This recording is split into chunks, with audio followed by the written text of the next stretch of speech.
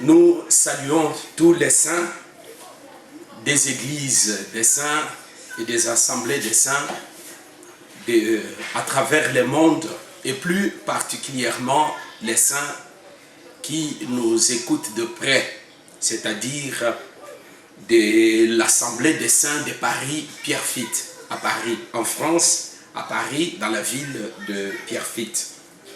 Je suis votre serviteur, pasteur Pabou Rocher, le pasteur Rocher. Donc, je viens devant vous pour vous présenter un enseignement dont le thème est intitulé « La sentence du sacrificateur juge en fonction ». C'est un enseignement qui pourra nous prendre beaucoup de temps, mais vous allez retenir très bien le thème « La sentence prononcée par un sacrificateur qui est un juge en fonction ».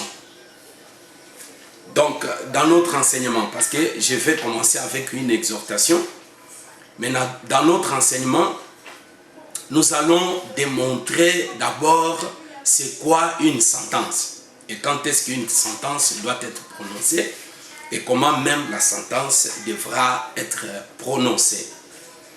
Et après, nous allons démontrer qui est habilité à prononcer une sentence. Donc, à se prononcer ou à rendre justice sur une cause, un problème, un différend, une difficulté. Et c'est quoi un sacrificateur? Et c'est quoi un juge? Et c'est quoi aussi être juge en fonction? Nous allons définir quand est-ce que la fonction commence, quand est-ce qu'on peut être un sacrificateur mais ne pas être en fonction, et quand est-ce qu'on peut commencer la sacrificature et puis sortir du sacerdoce. Ça sera notre thème que nous allons développer avec introduction de plusieurs versets. Pourquoi nous nous sommes décidés d'apporter cet éclairage aux saints à travers le monde? C'est parce que nous avons compris que dans nos églises, les églises des saints, le Seigneur nous a fait une très grande grâce de pouvoir capter la vision et de pouvoir donner l'explication du songe. En donnant l'explication du songe, nous sommes capables, il y a des éminents, des éloquents, des parleurs, des personnes auxquelles Dieu a fait grâce de pouvoir expliquer les Écritures. Nous le faisons avec la faculté que le Seigneur lui-même nous a donnée. Parce que tout, c'est le Seigneur.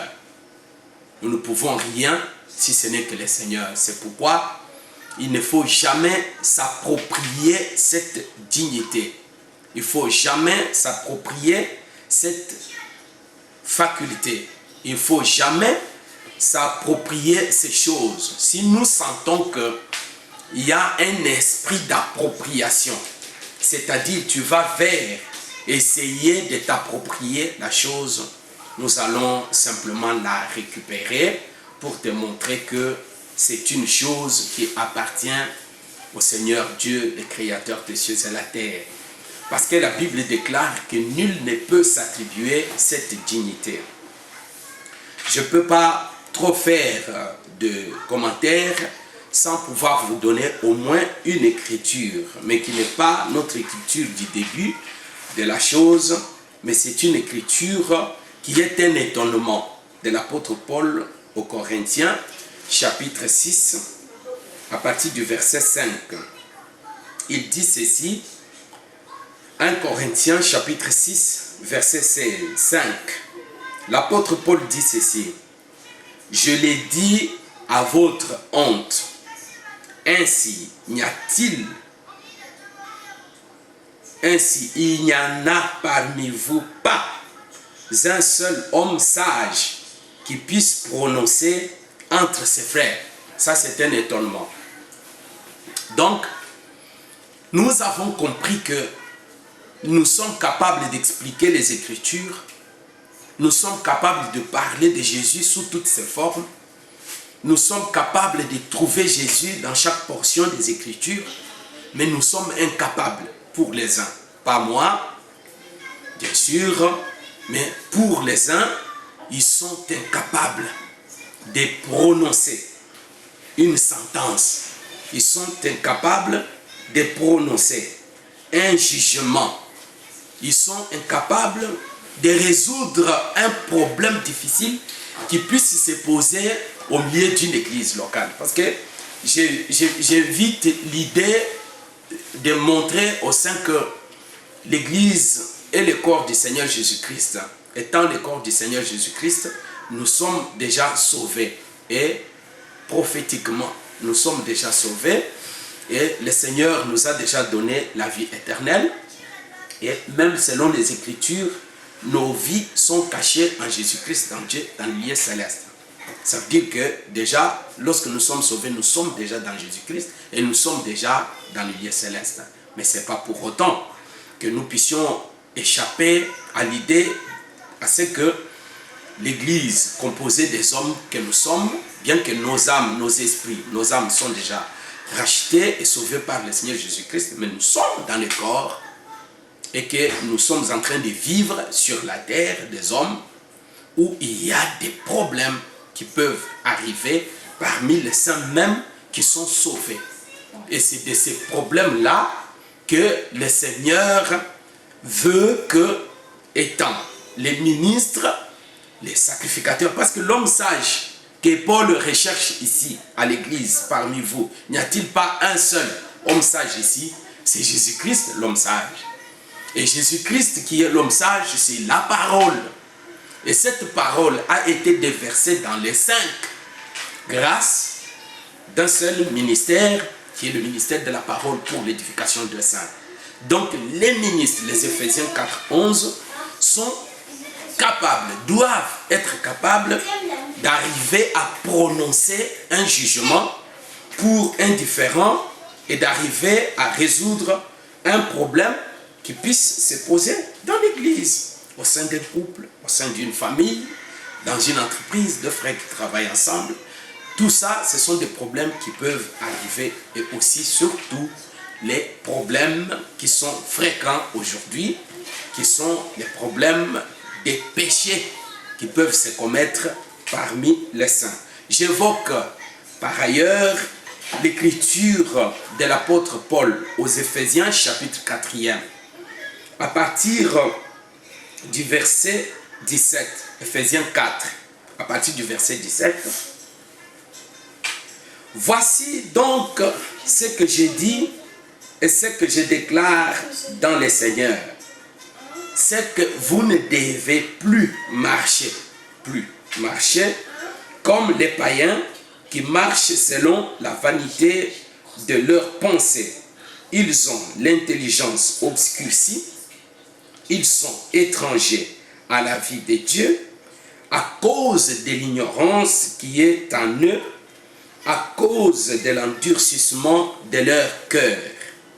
Ayant perdu tout sentiment, ils se sont livrés à la dissolution pour commettre toute espèce d'impureté jointe à la cupidité.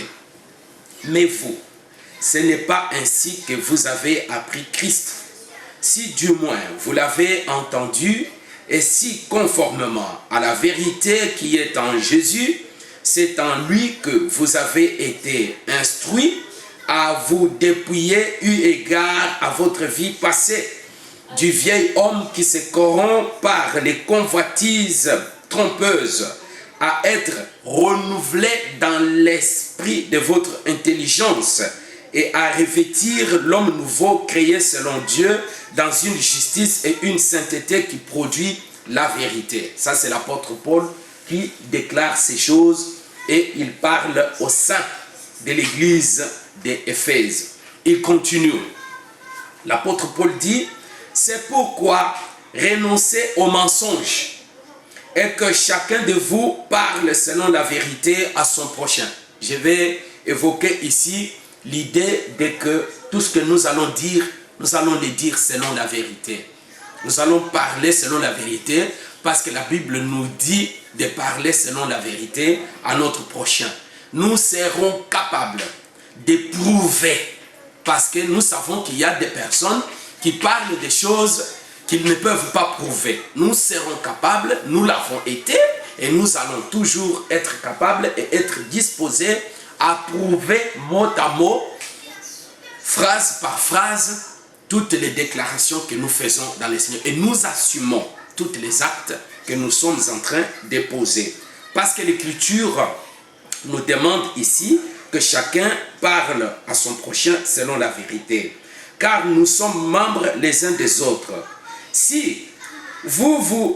Car nous sommes membres les uns des autres. Donc voilà l'exhortation que l'apôtre Paul adresse au sein de l'église d'Éphèse et que j'adresse aussi au sein de l'église des saints de Paris-Pierrefitte et au sein à travers le monde. Ici, l'apôtre Paul évoque l'idée d'une ignorance. Il cite deux points qui sont très importants. Soit ils sont dans l'ignorance, ou soit ils sont dans l'endurcissement de leur cœur. Donc il y a deux choses. Soit on est dans l'ignorance, on ne connaît pas. Et quand on ne connaît pas, il faut chercher la connaissance. Parce que, alors que la réponse avait été donnée par Jésus-Christ dans ses interventions publiques, il a dit que la vie éternelle, c'est qu'ils te connaissent, toi, le seul vrai Dieu. Donc la vie éternelle incarne la connaissance. Nous ne pouvons pas nous éloigner de l'idée de l'Écriture qui nous dit que mon peuple meurt faute de connaissance. C'est-à-dire, Dieu ne tolère pas l'ignorance. Donc, tout celui qui se retrouve dans l'ignorance ne doit qu'à faire un effort d'atteindre la connaissance, de connaître. Mais faites attention qu'on ne puisse pas aller dans une connaissance qui enfle. Parce que quand on est dans une connaissance qui enfle, l'apôtre Paul vient pour pouvoir nous cadrer. Et il va nous dire que vous n'avez pas connu comme il fallait connaître. Alors, la connaissance dont il est question, c'est la connaissance de l'homme. Cette connaissance qui édifie. C'est comme ça que la Bible l'a définit. Donc la connaissance doit édifier. D'abord, la personne qui a la connaissance et ses interlocuteurs. Parce que c'est auprès d'eux que le Seigneur nous a envoyés. Alors, quand on est dans l'ignorance, on doit rechercher la connaissance pour être sauvé. Mais on trouve un deuxième volet de ces choses, c'est des personnes qui ont la connaissance du Fils, la connaissance des Écritures, mais qui endurcissent leur cœur. Ça veut dire, ça doit être des personnes qui, malgré la maîtrise qu'ils ont, la manipulation qu'ils ont, la mémorisation, c'est comme ça que, des fois, nous disons ces choses.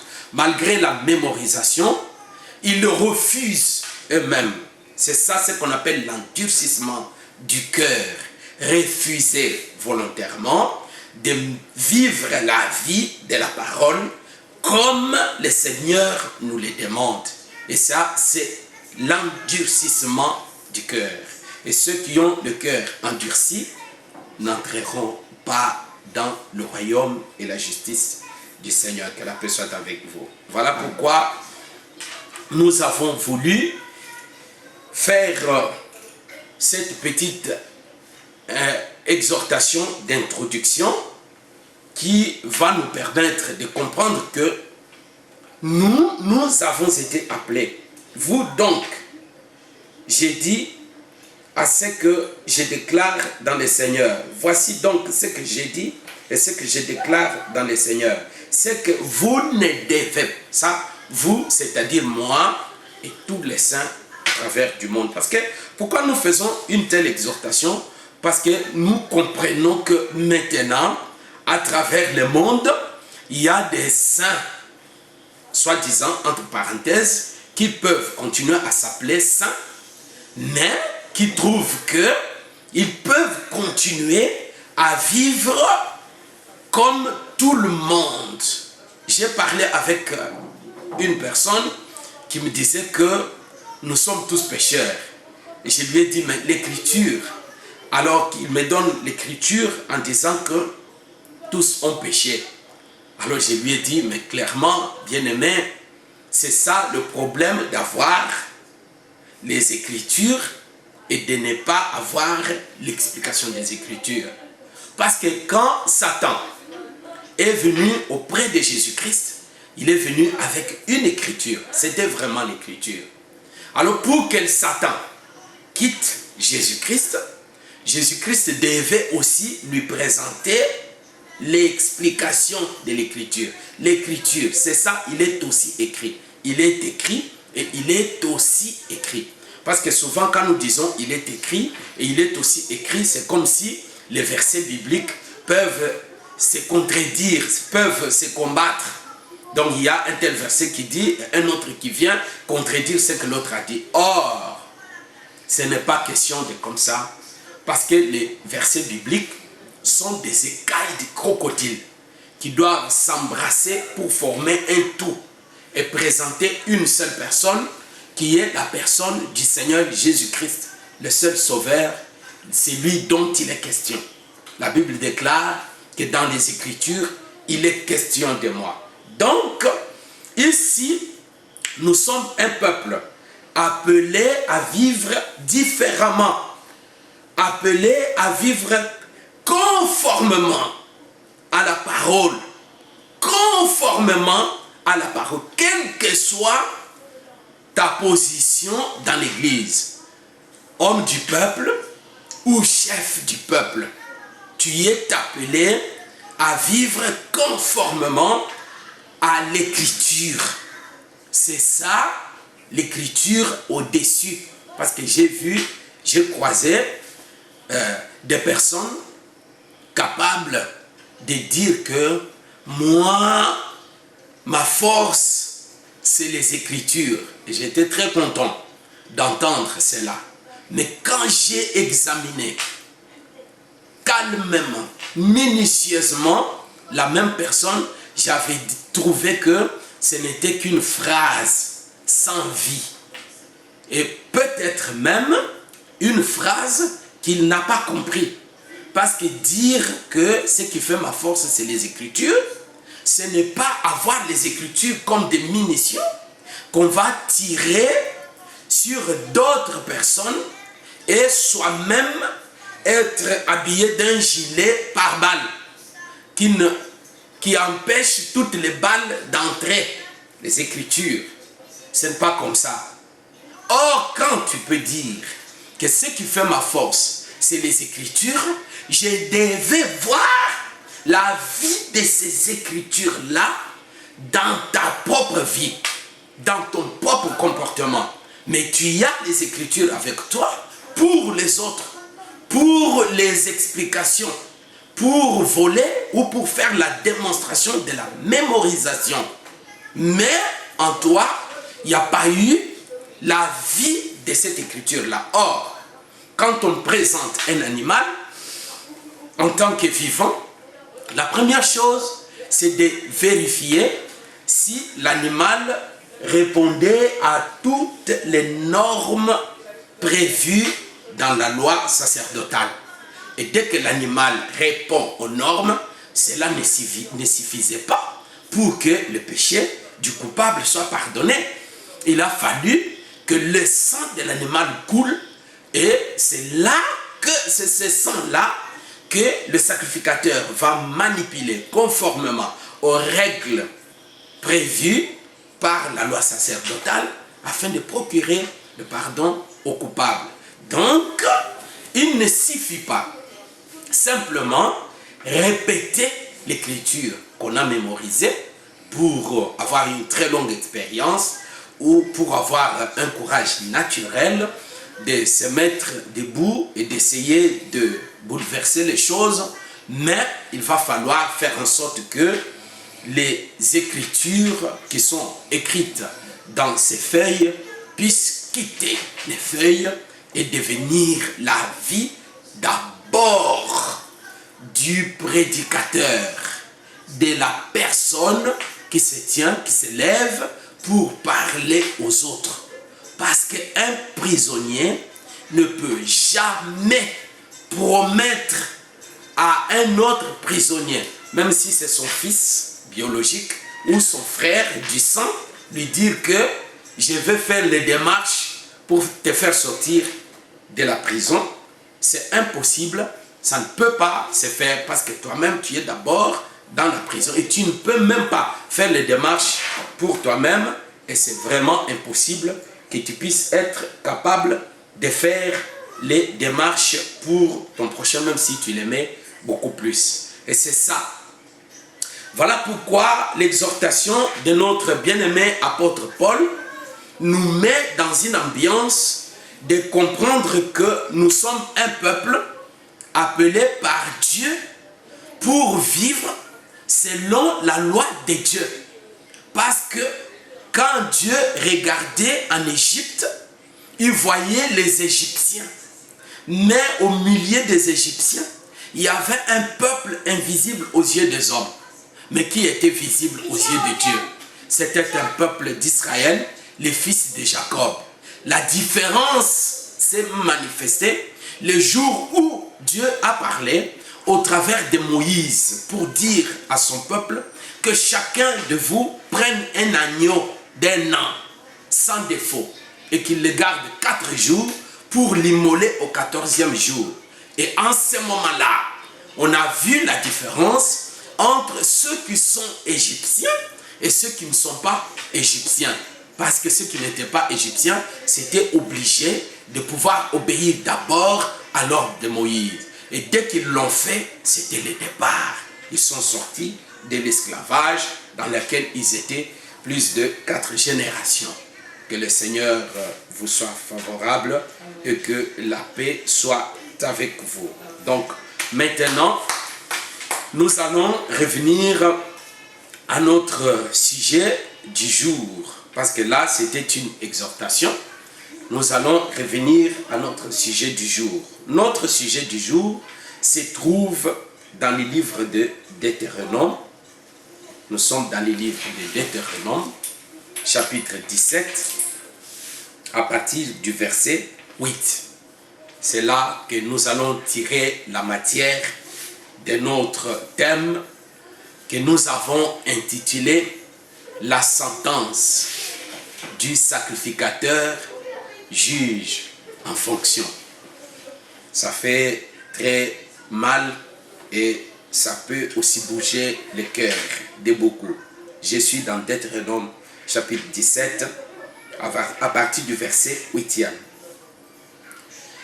Si une cause relative à un meurtre, à un différend, à une blessure, te paraît trop difficile à juger, fournit matière à contestation dans tes portes, tu te lèveras et tu monteras au lieu que l'Éternel ton Dieu choisira. Tu iras vers les sacrificateurs, les Lévites, et vers celui qui remplira alors les fonctions des juges. Tu les consulteras et ils te feront connaître la sentence. Tu te conformeras à ce qu'ils te diront dans les lieux que choisira l'Éternel et tu auras soin d'agir d'après tout ce qu'ils t'enseigneront. Tu te conformeras à la loi qu'ils t'enseigneront et à la sentence qu'ils auront prononcée. Tu ne t'en détourneras de ce qu'ils te diront, ni à droite, ni à gauche. Que la paix soit avec vous dans le Seigneur. Nous vous aimons beaucoup et nous sommes très contents de pouvoir nous présenter devant vous pour parler avec vous de ce thème beaucoup plus profond et beaucoup plus important, qui est un thème vraiment beaucoup plus oublié aussi dans l'Église. Nous pouvons parler de l'enlèvement, nous pouvons parler du retour du Seigneur Jésus-Christ très facilement, mais aussi parler de la façon dont peut être traité un problème indifférent, une difficulté dans l'Église. Ça paraît beaucoup plus oublié ou mis de côté. Voilà pourquoi le Seigneur nous a fait grâce de pouvoir évoquer ceci comme thème et de pouvoir le présenter au sein. Ici, c'est l'Éternel qui parle. C'est l'Éternel qui parle et qui montre que il peut y avoir. Là, l'Éternel parle à son peuple, un peuple qu'il a élu, un peuple qu'il a choisi, un peuple qui lui appartient, un peuple qui a reçu la loi, un peuple qui a reçu la loi. C'est à ce peuple-là que le Seigneur parle. Il dit à ce peuple-là que, bien que vous avez la loi, bien que vous avez les ordonnances, les degrés d'application de la loi, mais il va y avoir des cas difficiles. C'est pour ça que j'évoque une écriture qui nous montre dans le livre des Exodes, chapitre 18, le verset 22. Exode 18, le verset 22. Qu'est-ce que l'écriture nous montre? Exode 18, le verset 22. Il dit ceci. À partir du verset 21, c'est Jéthro qui parle au prophète Moïse. Moïse était un prophète choisi par Dieu, et ici c'est Jéthro qui vient lui dire comment il devait faire. Il lui dit ceci: choisis parmi tous les peuples des hommes capables, craignant Dieu, des hommes intègres, ennemis de la cupidité. Établis-le sur eux comme chef de 1000, chef de 100, chef de 50 et chef de 10. Qu'ils jugent le peuple en tout temps, qu'ils portent devant toi toutes les affaires importantes et qu'ils prononcent eux-mêmes sur des petites causes. Allège, qu'ils prononcent eux-mêmes sur des petites causes. Donc, ici, on doit être capable de se prononcer sur des petites causes. Mais aussi, on doit aussi être capable de se prononcer pour des causes difficiles. Deutéronome 17, 18, 16, 18. Deutéronome 16, 18. La Bible dit ceci: tu établiras des juges et des magistrats dans toutes les villes que l'Éternel ton Dieu te donne, selon tes tribus. Et ils jugeront le peuple avec justice. Ici, quand le Seigneur demande à Moïse de pouvoir établir des juges et des magistrats, c'est-à-dire que ces juges et ces magistrats ont un travail. Ils auront un travail. Ils doivent avoir un travail à faire. Leur travail, c'était de pouvoir juger le peuple, de pouvoir recevoir des causes qui viennent des peuples et de pouvoir se prononcer. Ces causes peuvent être des petites causes, tout comme ça peut aussi être des grandes causes, des causes difficiles. Ça veut dire que des causes difficiles étaient réservées à Moïse. Alors Moïse, maintenant, ne prend pas ces choses en français. Parce que tu vas dire, tu vois, il y avait Moïse et il y avait les petites causes qui étaient traitées par les chefs de 1000, les chefs de 100 et les chefs de 10. Ce n'est pas comme ça qu'on voit les choses. Parce que Moïse aujourd'hui, c'est le souverain. lui seul, le Seigneur Jésus-Christ de Nazareth, qui a lui-même porté sa toute dernière costume, qui est les Éphésiens 4:11. Et c'est dans les Éphésiens 4:11 qu'il s'est déversé, et c'est eux qui ont le pouvoir, et alors à ce moment-là, de traiter et les cas difficiles, et aussi de se prononcer sur des petites causes. Tout ce qui peut arriver à l'église, tout ce qui peut avoir amené l'agitation dans l'église. Un véritable sacrificateur de Dieu, non seulement est capable de vérifier l'animal conformément aux normes sacerdotales, aussi savoir égorger l'animal, savoir sectionner chaque partie. Parce que le sacrificateur, on le voit à la façon où il lève son couteau et la façon dont il va sectionner, parce que les parties du corps d'un animal se diffèrent. Alors, un sacrificateur, il sait ranger chaque chose à sa place, même vérifier si l'autel est conforme à la parole. Voilà le travail du sacrificateur. Et aussi, avoir la faculté de se prononcer sur des causes, sur des problèmes, sur des différends, sur des difficultés qui peuvent arriver à l'église. Donc, nous venons de comprendre selon cette écriture que d'abord, un magistrat ou un juge devait d'abord être de la tribu d'un lévite. Il devait être des lévites en premier lieu. Il devait d'abord être des lévites en tout premier lieu. C'est-à-dire, ils sont nés de la tribu de Lévi. Lévi, qui est le troisième fils de Jacob, né de Léa. Et Lévi, qui est le troisième fils, parce que nous avons Ruben, et nous avons Siméon, le deuxième, et nous avons Lévi, jusqu'au Juda. C'est après les quatre que viendra Issachar et Zabulon, Gad et Azer, qui viennent de Bila et de Zilpa.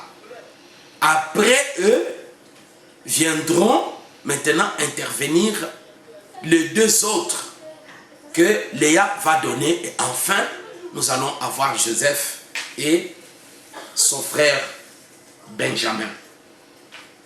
Que la paix soit avec vous. C'est avec ces choses que nous venons pour démontrer que Lévi, lui, sera mis à part. Il sera mis à part.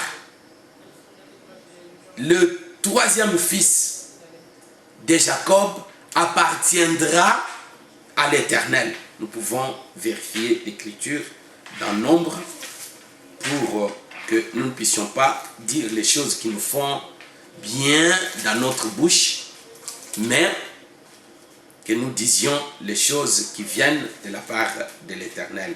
Nous sommes dans Nombre, chapitre 2. Nombre, chapitre 2, 12. Ou chapitre 3, 12. Mais de toutes les façons, nous allons trouver notre verset. Voici. L'Éternel parla à Moïse et dit, voici, j'ai pris les Lévites. Ok, c'est Nombre chapitre 3, verset 12. L'Éternel parla à Moïse et dit, voici, j'ai pris les Lévites du milieu des enfants d'Israël, à la place de tous les premiers-nés des enfants d'Israël. Et les Lévites m'appartiendront. Ça, c'est le Seigneur lui-même qui définit ces choses et qui dit que les Lévites m'appartiendront. Donc, les Lévites appartiennent à l'Éternel aussi, non pas seulement qu'ils appartiennent à l'Éternel, mais il y a une cause, un travail. D'abord, c'est pour qu'ils soient à la place des premiers-nés Dieu les récupère à la place des premiers-nés, et aussi pour ce que la Bible nous montre toujours dans les livres des Nombres, chapitre 1er, à partir du verset 50. Nous prenons le verset 50. Ok, le verset 49. Nous pouvons prendre le verset 49 parce que c'est marqué là, le chapitre 1 du livre des Nombres, le verset 49. Tu ne feras point de dénombrement de la tribu de Lévi, et tu n'en compteras point les têtes au milieu des enfants d'Israël. Verset 50. Remets aux soins des Lévites le tabernacle du témoignage. Ça c'est bien. Tous ses ustensiles et tout ce qui lui appartient. Ils porteront le tabernacle et tous ses ustensiles.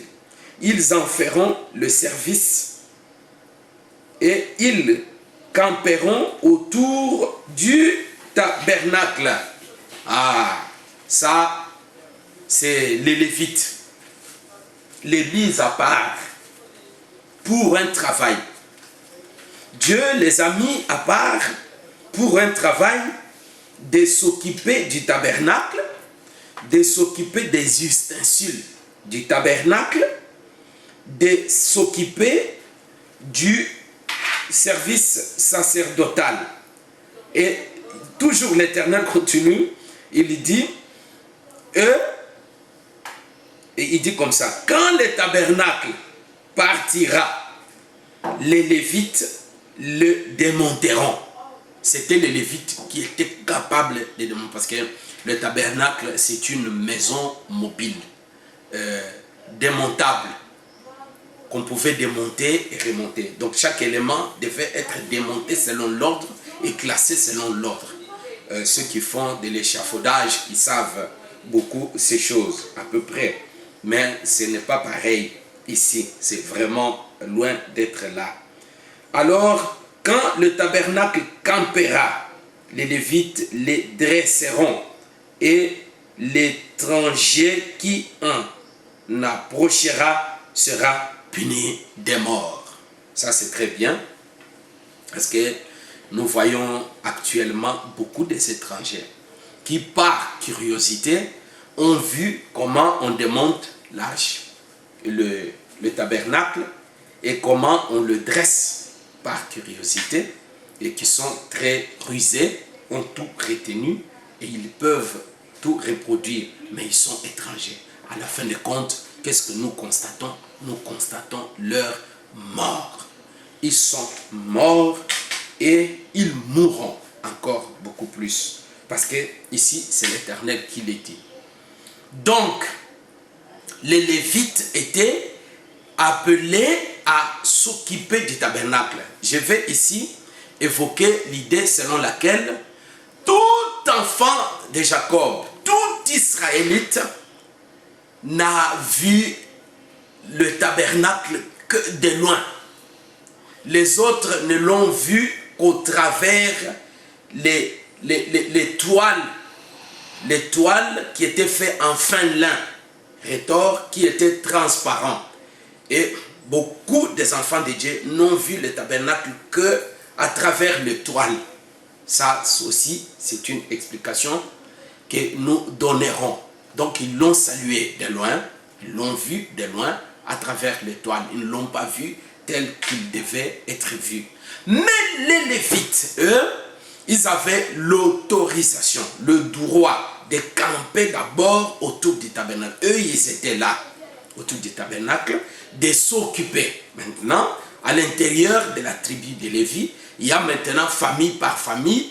Chaque famille avait un travail beaucoup plus spécifique jusqu'à ceux qui avaient le droit même de démonter,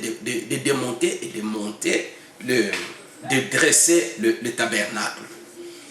Ceci étant dit, nous comprenons par là que non seulement les Lévites avaient été mis à part pour s'occuper du tabernacle, le démonter et le dresser dans chaque campement. À chaque lieu que le Seigneur indiquait la place, ils arrivaient, ils devaient camper, ils dressaient le tabernacle, mais aussi, ils étaient appelés, donc là maintenant c'est la famille d'Aaron, la maison d'Aaron était appelée à servir à l'intérieur. Donc il y a les Lévites qui voient le tabernacle par extérieur, il y a les Lévites qui voient le tabernacle par l'intérieur, la maison d'Aaron. Eux, ils entraient à l'intérieur du tabernacle pour faire le service sacerdotal. Et maintenant, c'est à eux que le Seigneur remet le droit de prononcer un jugement, de trancher sur un différend et de rendre justice. Bien-aimés, nous ne pouvons pas ignorer qu'il y a des situations qui peuvent arriver parmi les saints. Une situation qui peut arriver, un cas qui peut arriver, mais nous voyons un ministre qui panique, qui ne sait même pas comment procéder, par où commencer et comment évoluer. Mais qui dans la bouche peut te compter les années dans lesquelles il a duré? Il peut te dire, moi j'étais dans ces choses lorsque c'était sous la mangue. Moi j'étais dans ces choses lorsque c'était au moment où d'un tel, avant qu'un tel ne puisse partir. Il peut te citer ça. Mais devant un problème, il panique. Devant un problème, il tremble. Et il est devant un accusé. Il se laisse même diriger par un coupable, un accusé. Mais dans sa bouche, il peut te compter des années qu'il est dans ces choses. Non, là nous comprenons que tu n'es pas de la maison d'Aaron et tu n'es pas même de la tribu de Lévi. Nous comprenons que tu es un étranger dans ces choses. Parce que ici, la Bible vient de définir qu'aucun étranger n'avait le droit de s'approcher. Alors beaucoup des étrangers se sont approchés. Ils comptent des années. Beaucoup même les autres, pour les autres, ils ont même mémorisé ces choses. Mais lorsqu'ils se sont trouvés devant un problème à trancher, ils n'ont pas été capables de trancher. Alors maintenant, c'est quoi l'humilité? Et c'est quoi l'orgueil? Si nous définissons ces choses en français, beaucoup sont en train de se perdre. Parce que l'humilité, en français, c'est autre chose. Et l'humilité, selon les Écritures, c'est autre chose. Aussi, l'orgueil, en français, c'est autre chose. Et l'orgueil, selon les Écritures, c'est autre chose. Je vais vous le prouver dans le livre de Deutéronome, chapitre 17. Et c'est là que nous pouvons, peut-être si le Seigneur le veut, essayer de clôturer l'intervention d'aujourd'hui pour pouvoir continuer, comme je vous ai promis que c'était un enseignement qui peut nous prendre beaucoup de temps. Alors, j'ai lu au chapitre 17, le verset 12e. Là, je suis en train d'expliquer l'orgueil et l'humilité. Parce que si vous les définissez, aller se cacher dans une maison, c'est ça l'humilité? C'est pas comme ça. Si vous définissez, c'est une invitation à un débat biblique pour démontrer la vérité. Selon les Écritures, vous séchez à une invitation, vous appelez ça l'humilité. Je peux vous dire que c'est une lâcheté. Et les lâches n'entreront point dans le royaume des cieux. Ce n'est pas ça l'humilité. Écoutez maintenant l'humilité. L'homme qui, là je suis au verset 12e du chapitre 17 du livre de Deutéronome. La Bible dit ceci. L'homme qui, par orgueil, n'écoutera pas le sacrificateur placé là pour servir l'Éternel ton Dieu, ou qui n'écoutera pas le juge, cet homme-là sera puni de mort. Tu ôteras ainsi le mal du milieu d'Israël. afin que tous les peuples entendent et craignent, et qu'ils ne se livrent pas à l'orgueil. Que la personne avec vous. Je pense que là, les choses sont claires. Non, frère, on ne peut pas se voiler la face. Le Seigneur a dit qu'il mettra la différence entre ceux qui le servent et ceux qui ne le servent pas. Nous avons longtemps côtoyé les anges des ténèbres qui se sont déguisés en anges des lumières. Nous avons longtemps côtoyé, c'est l'écriture, les loups sauvages qui se sont couverts des peaux de brebis. L'heure a sonné où le Seigneur a mis la différence entre ceux qui le servent et ceux qui ne le servent pas. Entre les loups sauvages habillés en peau de brebis. Le Seigneur les a dévoilés et nous avons tous compris qu'ils n'avaient rien à voir avec les Écritures. Entre parenthèses, si ils auront cette possibilité de revenir au Seigneur, parce que c'est cela notre prière.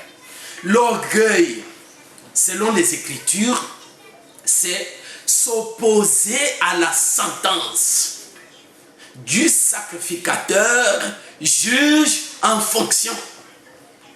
L'orgueil, c'est rebeller à la sentence prononcée par le sacrificateur juge en fonction.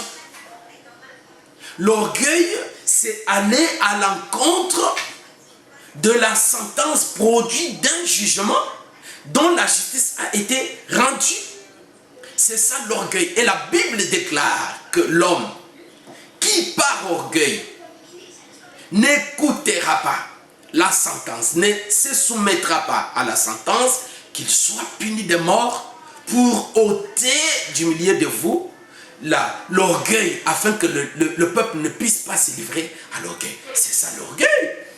L'orgueil, ce n'est pas prononcer une justice sur un différent. L'orgueil, ce n'est pas juger le coupable. Un coupable est coupable. Dieu ne tient jamais un coupable pour un innocent. Et Dieu ne tient jamais un innocent pour un coupable. La Bible dit ceci, que dans le livre de Lévitique chapitre 19, je vais lire pour que je ne parle pas moi, mais que je laisse l'écriture parler. Lévitique 19, le verset 35. La Bible me dit ceci. Ici, la Bible dit ceci. Vous ne commettrez point d'iniquité dans les jugements, ni dans les mesures des dimensions, ni dans les poids, ni dans les mesures de capacité. Vous aurez des balances justes, des poids justes, des épphas justes et des uns justes. Je suis l'Éternel votre Dieu qui vous ai fait sortir du pays d'Égypte. Vous observerez toutes mes lois et toutes mes ordonnances et vous les mettrez en pratique. Je suis l'Éternel. Donc ici, rendre injustice, juger le coupable, qui qu'il soit. Dieu qu'on écoute, nous avons la capacité de te juger et de prononcer une sentence conformément aux Écritures et de te demander, frère, où que tu sois, dans n'importe quel bout du monde, d'obéir à la sentence prononcée par le sacrificateur juge en fonction. Si par orgueil, tu t'opposes à la sentence prononcée par le sacrificateur juge en fonction, sache que les orgueilleux n'entreront point dans le royaume et la justice de Dieu. Voilà notre intervention. La fois qui va suivre, nous allons dire ce qui se passe pour connaître quels sont les cas sur lesquels on devait se prononcer. Donc, on devait dire les cas sur les problèmes qui peuvent arriver à l'Église. Nous devons maintenant expliquer et ramener tous ces cas-là à la réalité pour pouvoir les traiter et pour pouvoir vous montrer quel est le travail d'un sacrificateur et le travail d'un juge en fonction. nous sommes à la fin et je suis très content de vous avoir donné cet éclairage. Je vous dis que ça c'est un volume 1, il y aura volume 2, volume 3. Vous verrez les interventions des ministres, des juges, des sacrificateurs que Dieu a choisis pour la chose. Ils passeront pour vous donner beaucoup d'éclairage, encore beaucoup plus que moi. Que le Seigneur vous bénisse et que le Seigneur vous soit favorable. Que la paix soit dans vos maisons. Au nom de Jésus-Christ, c'était votre serviteur, le pasteur Pabou Rocher de l'église des Saints de Paris, Pierrefitte, 6 au numéro 2 et 4, chemin des Fourches à Paris, Pierrefitte, derrière la gare RRD, la ligne RRD, derrière la gare de Pierrefitte-Stein. Nous sommes là tous les dimanches dès 9h à midi et tous les mercredis de 18h à 20h et aussi tous les vendredis de 18h à 20h. Déjà, je vous invite à une grande veillée de débats et de partage qui aura lieu le vendredi, le 2 septembre, dès la rentrée. Si les gouvernements ont fait la rentrée, les enfants ont fait leur rentrée, nous, l'église, nous n'avons pas de rentrée parce que nous avons toujours été à l'activité. Mais ce que nous vous demandons, c'est de venir vous humilier dans la prière, ensemble avec nous, dans l'église des Saints de Paris, Pierrefitte, au numéro 2 et 4, salle numéro F, juste derrière la gare RRD de Pierrefitte-Stein. C'est là que vous allez trouver vos serviteurs, le docteur Jean Gongo et le pasteur Pabou Rocher Robert, qui vous attendent pour votre bénédiction. Que le Seigneur vous bénisse. Merci.